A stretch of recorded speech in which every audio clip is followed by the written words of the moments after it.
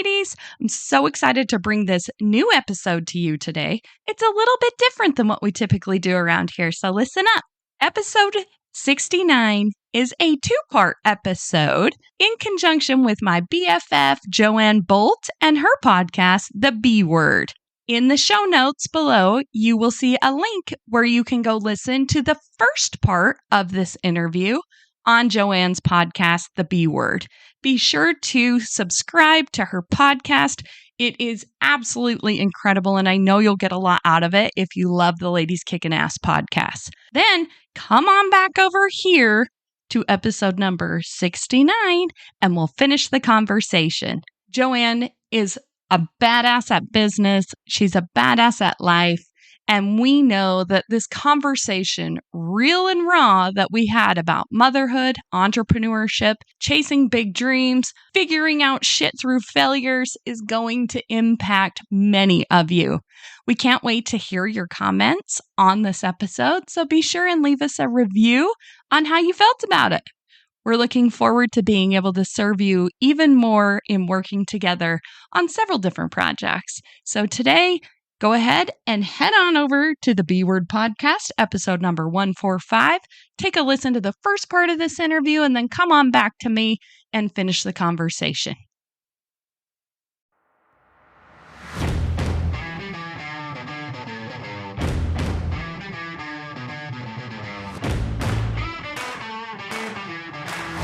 Welcome to the Ladies Kickin' Ass podcast, where we raise our voices and honor the badass achievements of women in the service industry.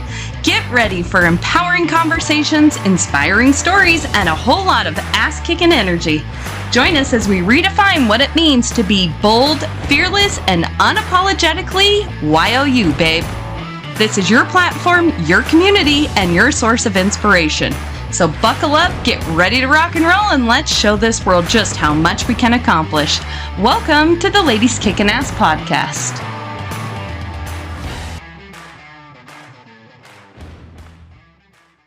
How important do you think that is? I think as a leader, you've got to know what you want out of people. Mm-hmm. And there's really no way to know unless you've put your hands in it. I agree 100%. That's why I wanted to ask you that, because I see so many people in my industry, in the home service industry, where they're really good at their trade, except they suck at marketing and getting a brand together and getting an online reputation. And they're still very 20 years ago of yellow page mentality of marketing. But there's a whole new group of consumers that don't even know what the yellow pages are. No. And so you really have to bring along the business to do these things. And I watch so many people in these industries get taken advantage of from people that say, hey, I'll do SEO for you. It's $1,200 to $2,200 a month. And they don't ever touch their website for 2 years. They've been paying this person. And I'm like, what were they doing for SEO? Were you getting a report or anything? There's no way for you to know if you're getting your money's worth or if the person you've hired is doing the job. They have no idea. Now, I fully believe you should hire people that are better at you than doing something. Absolutely. The reason you don't stay a solopreneur your entire life is you can't do everything well. Yeah. So you hire those that can do it better.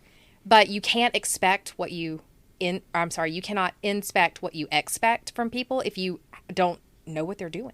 You got to know what you're paying people to do. Yeah. Because how do you hold them accountable for getting the shit done if you don't even know what you're paying them to do? Yeah. One of my really good friends, she has a 7-figure coaching business. Mm-hmm. And she's so hands off in anything to do with the technology. And she'll openly say, I don't know, I get on Instagram and then I do my coaching calls, and she's so hands off that when we sat down a couple of weeks ago, she was like, Joanne, something's just wrong. It's just wrong in the business, and I'm not sure what it is. And so we started going through everything. Well, her billing specialist hadn't billed some of her coaching clients in months. Oh. These girls were still on calls with her. But she, as a business owner, as a coach, wasn't inspecting what she expected of her billing girl, but was paying the billing girl. Yeah. And I'm not saying that you keep your thumb so on the pulse of stuff that you're nagging people, but occasionally like hop into your business and make sure it's running how you want it to run. Yeah. It's your business. No one knows your business like you know your business. We've all had instances of stuff like that. I've hired out bookkeeping before and then got in and looked at my books and I'm like, what the hell is happening here? But they don't know how to classify things if they don't know what it is. And many times, depending upon who it is, sometimes you got to go through some. They just like throw it into like a shit account somewhere and you're like, why does this look like I spent $70,000 on office supplies? Yeah. When you're really paying for septic tanks, you know, like that's not even that's not even a straight up expense. That's cost of goods. Yeah. You know, it's computed differently on your P&L. So it's like really making sure that you understand where your business is and making sure that you ask the right questions to the people that you're hiring to make sure you're hiring somebody that is competent for doing the job that you're hiring them to do. Yes. So incredibly and important. I love to hire people into my organization that have my vision, they have my passion, and that I can actually just empower to run their little pillar of the organization.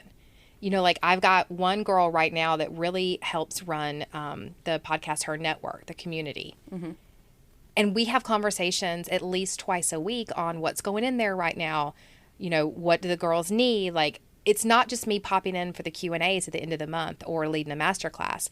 But the girl I've hired now comes to me and she says, I think we need to do XYZ. This is what your group is asking for. So she's going and like taking complete ownership of it. Ooh, yeah. That I'm okay with because that is someone who's going to grow your business. Absolutely. At my septic company, I have always hired with this mentality, and we talk about it all the time, that I am building a team so strong no one knows who the owners are. And I think that is a very incredible thing. Many times people will not want to do that, almost out of like a pride or ego thing, or, oh shit, they're going to learn how to do this and go do it on their own situation. Yeah. I take that as a major flattery when one of my service technicians goes out and they say, wow, you did such a great job. Thank you so much for all the education. You must be the owner. No. But that tells me that now I've got the right people in the right seats on this team to be able to extend what I would have offered them as the owner of the business. And it makes such a massive difference in branding your business as well, because there's never any question the level of service that someone is going to get, no matter who they deal with in your organization. So that's really, really important. You know, it's interesting when I was in real estate and I would go to, conferences and meetings with team owners who had teams like I did. And I would sit in the tables and these team owners, they would be like, oh, well, how do you make sure your team members don't leave? Or how do you figure out your splits? And how do you tag if a lead came in, and it's theirs or mine or hers? And I'm like, who cares? Yeah. If they're going to work the business, it's a relationship business. At the end of the day, that client's not yours any longer, whether you brought the client to your buyer's agent or not. And these team owners would look at me and it just blew their mind that was my mentality. And I remember sitting there one day and I said, listen, my job as an owner of the team is to make these agents so good at what they do that they don't need me anymore. Yes. Because if I get hit by a bus tomorrow, I don't want their livelihood to be dependent on me bringing leads to them. Sure. I want to have taught them how to run a real estate business just, under me. Well, and I think that's what made my business successful. Sure it did. Because if you are an owner of a business, you can't be working in it all the time. The only thing you're doing if you are working in your business all the time is you own your job. Oh, yeah. You don't own your business because you are constantly working on the logistical, everything that needs to go into stuff. You don't have time to create. And how are you coming up with new visions and making new plans and setting new goals for things if you're busy making Facebook posts all the time? No. There was an event I went to in Texas in April, and they had this big post-it note wall, and it was like epiphanies that you had while you were there.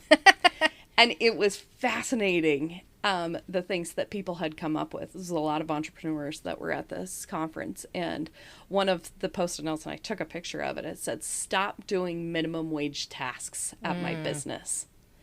And I was like, oh, God, check. Because I'm like, how many times do we as business owners be like, I'll just do it. Yeah. I'll pick it up. It's easier. I can just do it this way. Or if somebody quits or you have to let somebody go, I'll just do it for a while and then we'll find, like you try to take the quick win on that to get through stuff. But long term, you're really like backpedaling the progress of your business because now you're getting pushed back into it again. Well, you just let them give you back their job. Yeah. The one that you had given up. The one that you had given up. Them. Yeah. And at the end of the day, Natalie Ellis, one time from Boss Babe, she said, and this stuck with me, she was like, my job as CEO is to market and be the vision. Everyone else's job is to run the vision. Yes. And if I'm doing the little Post-it note type stuff, I'm running the vision and not being the vision. Yes. And I was like, God, that's so good. What do you think? Do you think that there is a mindset shift that has to happen within you to switch and make that flip from running the business to being the vision? 100%. 100%. I actually sort of hit that switch about 3 weeks ago, ironically. Cool. I'm sitting at my desk and, I've got the screen up and I've got the lights on and the podcast stuff is done. And I was like, okay, I'm going to sit down and I'm going to write out what the next 8 weeks worth of podcast episodes are going to look like. And then I thought, ooh, and I should have a freebie for that episode. And the next thing I knew, it was 7 hours later. I hadn't recorded a single thing, but I had completed 3 landing pages, 4 email sequences. I had done all the other stuff. And then I sat back, looked at it. And that's when I called the girl who's, helping me run the network right now. And I was like, you are officially allowed to change my password to Kajabi. Get me out of it. Ooh. Because I know that I can't build this business, this company where I want it to be. I can't serve these women podcasters if I'm creating landing pages. No. Like that's not what's going to serve them. No. And I'm like, someone's got to create the landing page, but it cannot any longer be me. Sure. I've now created enough of them that y'all can look at them and you can see how I like them to look. But I'm not going to even double check it. I'm like, it's yours. Change my password.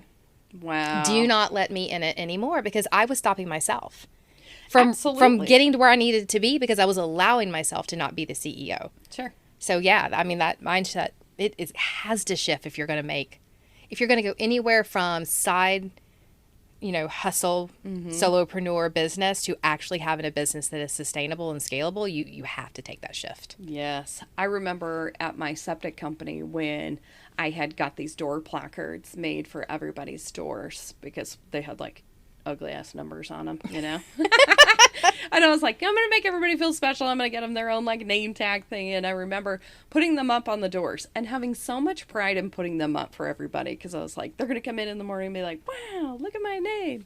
And I remember putting mine on my door that said CEO. And I remember kind of standing back and I was like, I almost walked up and took it down. Because in my head, I was thinking that same thing, like, I really have this haunt in my head of, like, who the hell do you think you are?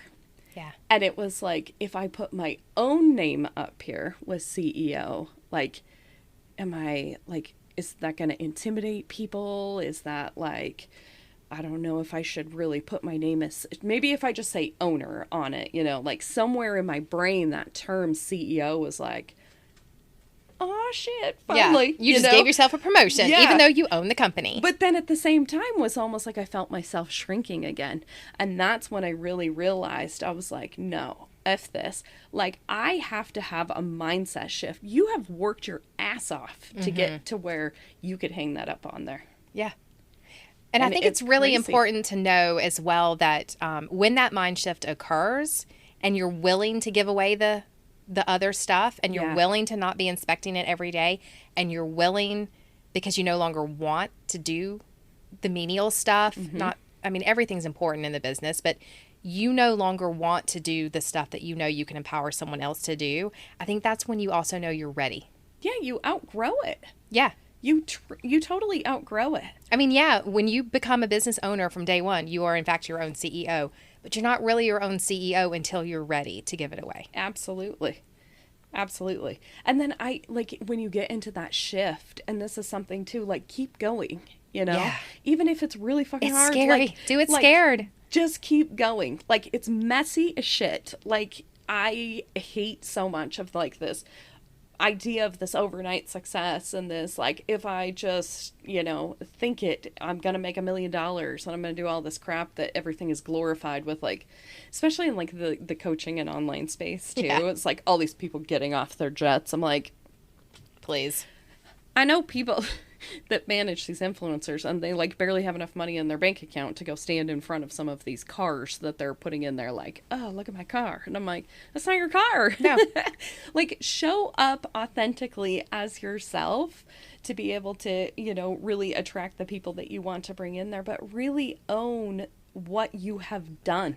Mm-hmm. Like, be proud of your messy, ugly, gritty story that you have and tell it to people, because that is what's going to inspire other people that are sitting back like, I'm not good enough, to realize, oh shit, well, even if it's mine wasn't that bad, she did it, I could do it, or, oh my gosh, that's very similar to my story, I want to talk to her, I want to learn how to get there. And then once you get to that place, be sure to turn around and pull somebody back up. Yeah. And to loop back around to where we started with this whole conversation, I think the most important thing I probably took away from that mastermind weekend that brought us to where we are today was knowing I'm not alone. Mm-mm. Every woman, it doesn't matter. Like Lindsay Schwartz admitted that she feels like it's a shit show half the time. Yeah. Like there's always something you're going to be really good at, and there's always going to be things that you're going to be really not good at. Yeah.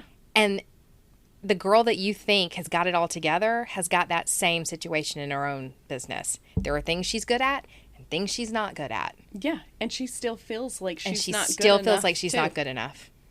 How many people do you follow that you look up to for inspiration that has started saying that a lot more? Yeah. Like, I hear Lori Harder talk about that all the time. Like, I still am like, what am I doing here? Yeah.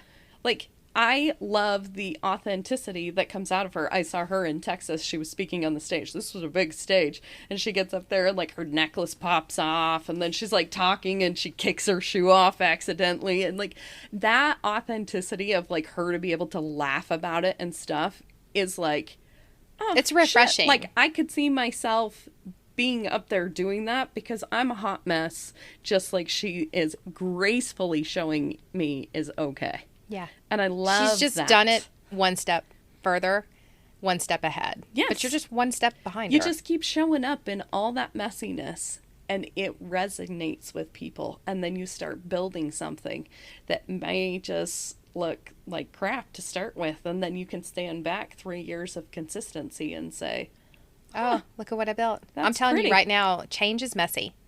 But the messy middle is where the magic happens. Oh, like when you sit back and you think, this is the worst I've ever done something, it's probably right before you're going to have a breakthrough. And it's all going to fall in place. Yes. I feel like right before a breakthrough happens is the time when you want to quit the most. Yeah. I mean, you're going to laugh at me, but I equate it again to my 15-year-old. Mm-hmm. He said the other day, he's like, Mom, I'm starving. I just cannot get enough food in me. And I'm like, oh, you're probably about to have a growth spurt. Yeah. Because like it got real messy in the kitchen because he just could not eat enough. And he was like, I feel bloated and I don't understand why something's wrong with me. I'm like, no, you're probably just about to grow again. Yeah. Well, it's the same with your business. When it gets messy is when you're figuring something out, when something big's about to happen and click into place and your business is probably about to grow. Yes, and to go along with that story, I have one from my son too in regards to feeling like you're stuck somewhere. He had broke his arm and we finally got to get his cast off that went clear up here because he broke both these bones in half. And he got the cast taken off that was clear up here and he was going to get a smaller cast. And when they cut it off, he was petrified for them to take this cast off. he had become so comfortable with this cast on that even though the doctor had cut it off and he had freedom now to move his elbow, he didn't feel like he could. He didn't feel like he could. He was scared to death. Like, he just don't take it off, don't take it off, don't take it off. How many times do we do that to ourselves? Yeah. We're ready to take the cast off. We're ready to get uncomfortable. We're ready to take the next step. And we're like, better not. Like, please don't do this to me. Let him take the cast off. Like, get out of your cast. Stop being so comfortable in everything all the time. If you are comfortable, you are not growing, because growing is not comfortable. Amen. If you are not uncomfortable, then something's wrong. Yeah. You need to find a way to get uncomfortable real fast. In fact, if you want to ask me today, like, why am I not making more revenue in my business? Why is it not going anywhere? I will ask you your comfort level. Oh, that's good. Because if you're comfortable, that's why your business is not growing. Yeah. If you're not pushing yourself or someone else is pushing you, then don't expect to not be stagnant. 3 seconds of insane courage. All right, so I'm going to make you uncomfortable. Oh, no. How's your book coming? You know what? It's really awesome. Okay. And I'm super excited about it, because after we went to the mastermind and I committed to putting this book together and doing a book, I'm making my coffee table book, and it's going to be so beautiful. And I talk to my daughter about it all the time in like design and what it's going to look like make it really pretty and bright and cool. And she was asking me, well, what's going to go in this? So I was showing her, like, this is what I'm going to be doing. She's like, that's really cool. Because everybody that is a guest on Ladies Kickin' Ass, I ask them the question, what does the phrase ladies kickin' ass mean to you? And in the dozens of guests that I've asked, it has never been the same answer. That's so interesting. And for some people, it's like, because we're tough and we get up and we go kick some ass and we do something else even when we fail. And somebody else is like accepting failure. Mm-hmm. And I don't know what the hell I'm going to do right now, but I'm still showing up every day trying, you know. For some people, it's like rest. Like, I've been so overwhelmed that right now kicking ass to me is resting, because that is really difficult for me and I'm continuously doing it. That's awesome. When the guest said that to me, I was like, oh, because I could see myself in a lot of that. Like, that would be kick-ass for me too, because I don't know how to do that either. So it's really a perspective shift of like what a simple little phrase means to someone and how they internalize that. And so it's going to be mini chapters of everybody's phraseology. Is that a word? We're going to make it up. We're going to make a word. Phraseology. It's their definition. Yeah, their interpretation of what ladies kicking ass means to them. And I hope to be able to build volume sets off of this, because I hope to continue the podcast and continue to interview a diverse service-based business women community, that we can continuously make books and make the everyday woman somebody that has a voice, that you don't have to have a million freaking followers and do all of this vanity shit to get people to realize that resting is kicking ass. That, you know, taking time to be a mom is kicking ass. Kicking ass. All right, so Showing when your kids are we that. going to publish? I want to have 50 little mini chapters Okay. into the book. Because I want the book by like Christmas. You know that. I'm the high D. I'm like, let's get shit done. Like, I want to be able to have this done, like be able to have this wrapped up by the end of the year too, so that I can begin the first of the year putting this book together and getting it all right, published. well, I get first copy.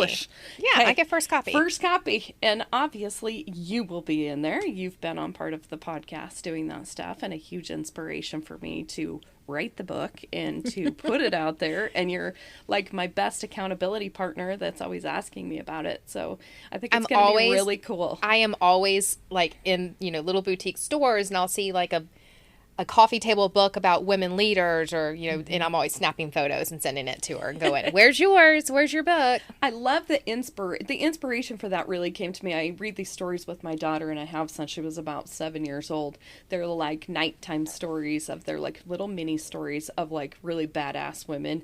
And they don't call it badass women, but it's like awesome women that made history, like they were like in like wars and like all these, like some of them some of them you don't know, but it's so cool for her to be able to learn the stories of like the significance that women have had in different all different areas of the world. Yeah. And so I'm like, well, why not bring that into To the table. other women that maybe aren't super popular, but they're just our everyday women that are showing up and choosing to come back to the table no matter what happens. I think it's fabulous. I can't wait. Thanks. All right. Well, this has been amazing. We are on Absolutely. air in the Good Vibes studio. The dream of mine is finally coming true. But, girl, this is not the last time this is going to happen. No, for sure. This is going to be a cross-country situation. So find yourself a Good Vibes in Atlanta so we can do this while we're there, too. Amen. All right. Thanks so much. Thank you. Thanks for being part of the Ladies Kickin' Ass community. Cheers to all you badass women out there. Keep rocking your power, igniting your fire, and making waves in the service industry. If you loved today's episode, please do me a quick favor. Take a screenshot, post it, and tag us at Ladies Kickin' Ass. Be sure to include the link to your favorite episode. Your support in spreading the word means the world to us as we aim to empower even more women. Hit that subscribe button to stay tuned for more kick-ass episodes. And don't forget, a 5-star review is the ultimate high five. Connect with us on social media. All the links are in the show notes. Thank you for being part of our tribe. Now go kick some serious ass, lady.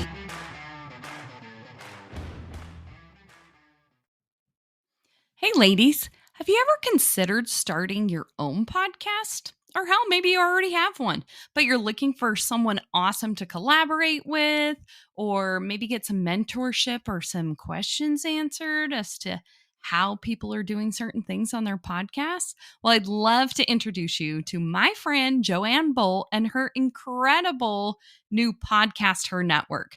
Ladies Kickin' Ass is part of this network, and I would love to invite you to come on over, join the party. If you haven't started a podcast yet, great. We'll help you get started. If you have a podcast and you want to make it better, great. Come join the party. If you're looking for guests, collaborations, just how-tos to do anything, or you just really want to be part of an awesome chick clique of women that are doing badass things, come over, join us at the podcast Her Network with my friend Joanne Bolt. Open up the show notes. There is a link in there to get any and all information that you might need about this incredible opportunity.